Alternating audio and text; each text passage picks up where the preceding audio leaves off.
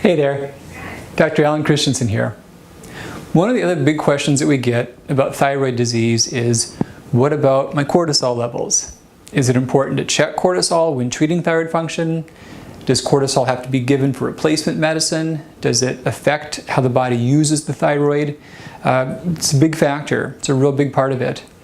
You know, generally, the better someone responds and the healthier they are and the quicker they get to their goals, the less levels of complexity they need to take things to. But those that are really having a tough time and they may be on a good dose of thyroid, they're on a healthy thyroid type diet, but they're still really struggling with their weight or their energy, especially if the energy shifts at certain times of day, it's worth looking at cortisol levels, definitely. The paradox about cortisol, it's not really just too much or too little. You know, it can be the wrong amounts at the wrong time.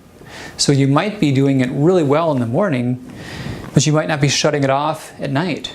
Or somewhere in between, it could really tank. So it can be different throughout the day at different times. A lot of the guidelines to help cortisol really help particular cortisol patterns. And I'd love to just say, you know, take vitamin C and cortisol will be perfect. But the difficulty is that cortisol is so different from person to person. You know, it could be perfectly healthy. It could be too high all the time. It could be too low all the time. It could be being made backwards, you know, in the wrong time of day. Rather than a morning spike and a nighttime shutoff, some people do the opposite. So all those scenarios really do better with different types of treatment. This is one case where salivary tests are pretty helpful. They are readily available. We've got some on our site. They are available elsewhere online too. They can be done at home pretty readily, and you can see how your pattern plays out. Generally, lowering cortisol is easier than raising cortisol.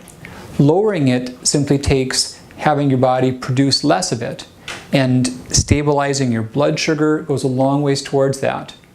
There's a full chapter in Healing Hashimoto's that goes into this in more detail for all those scenarios, but here's some good steps that work wherever you're at. So the blood sugar is really step one, and to help that, the most critical thing to do is get a nice solid serving of protein for breakfast. And a nice solid serving, to be real specific, shoot for 35 grams of complete protein. Now, that's probably more than you're getting. I'd bet a lot it probably is. We've done a lot of continuous glucose monitoring studies with people. We can see their blood sugar levels 24/7.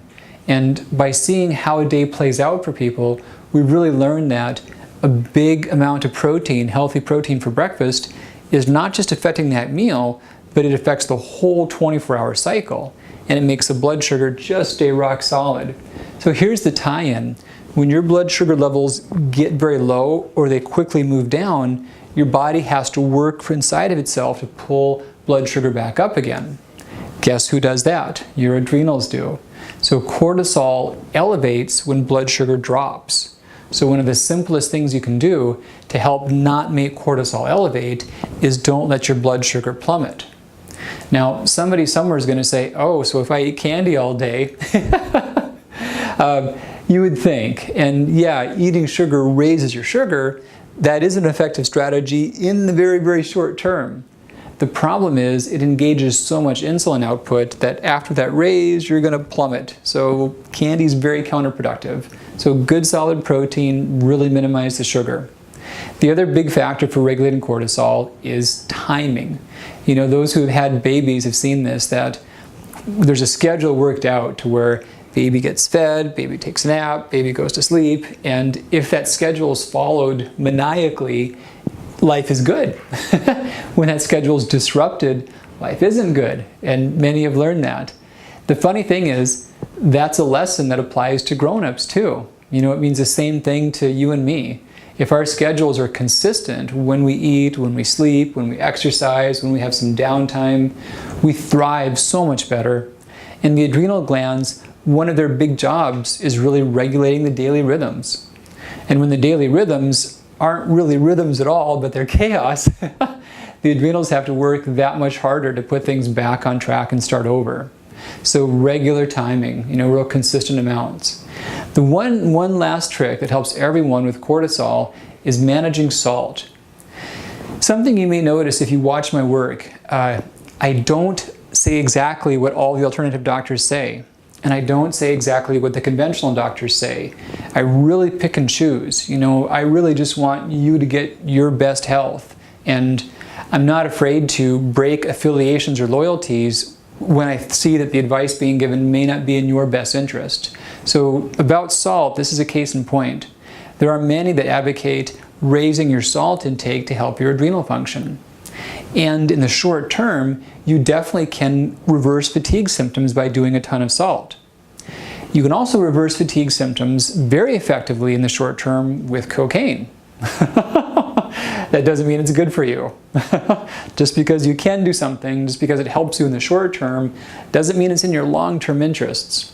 What happens with salt is your body does eliminate salt more readily when there's abnormalities of cortisol.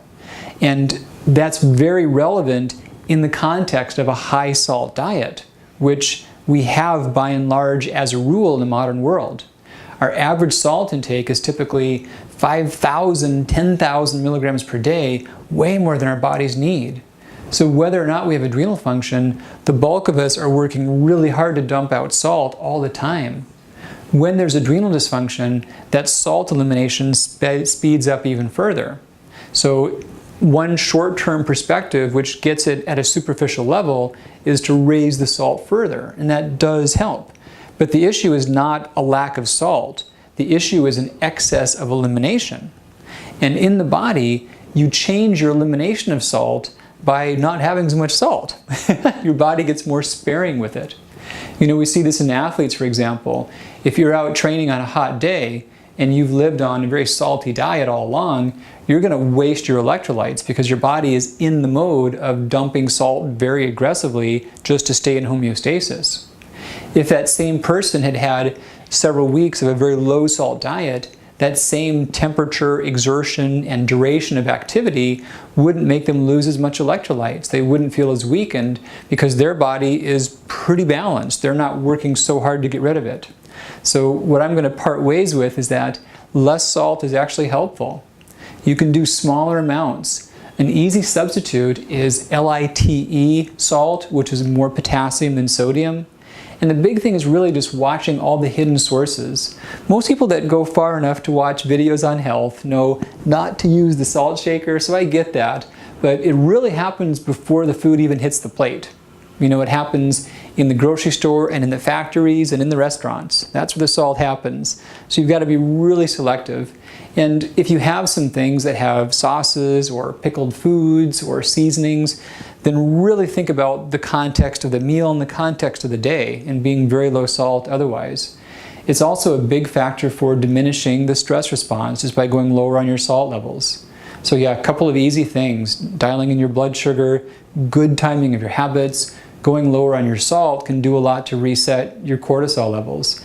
If things are possibly not right with that, check them out. The 4-point readings throughout the course of the day is the most meaningful way to evaluate that. And there's some great doctors out there. We've got many in our team that can help so much with really dialing in those scores if they're not ideal. So thanks again, and we'll talk to you real soon.